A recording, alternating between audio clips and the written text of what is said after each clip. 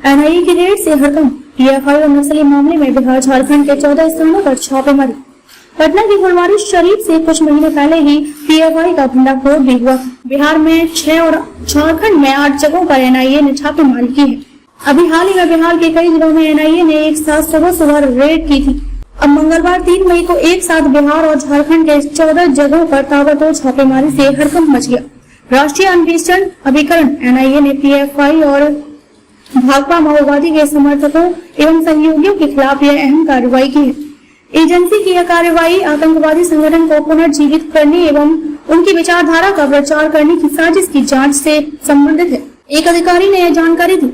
Agency के प्रवक्ता ने बताया कि झारखंड में 8 स्थानों पर छापे मारे गए, जिनमें विस्थापन विरोधी जन विकास आंदोलन, रांची कार्यालय और बोकारो, धनबाद, रामगढ़ एवं गिरिडीह जिलों में भाकपा माओवादी के सहयोगियों और समर्थकों के घर शामिल हैं।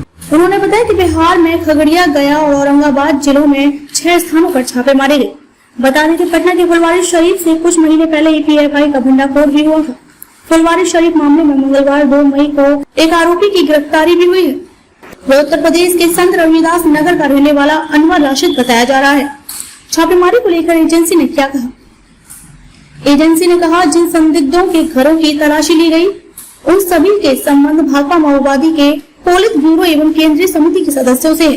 प्रवक्ता ने कहा कि छापेमारी के दौरान प्रतिबंधित संगठन की गतिविधियों से संबंधित आपत्तिजनक दस्तावेज, कई मोबाइल फोन, डीवीडी, मजदूर संगठन समिति से संबंधित कागजात और बैंक खाता विवरण जब्त किए गए। एजेंसी के अनुसार भाकपा माओवादी की केंद्रीय समिति के सदस्यों के खिलाफ संगठन की विचारधारा को फैलाने की साजिश रचने के आरोप में पिछले साल 25 अप्रैल को गैर कानूनी गतिविधियां रोकथाम कानून और भारतीय दंड संहिता के तहत मामला दर्ज किया गया था। उन्होंने कहा कि पूरे षड्यंत्र का पर्दाफाश करने के लिए आगे की जांच की जा रही है।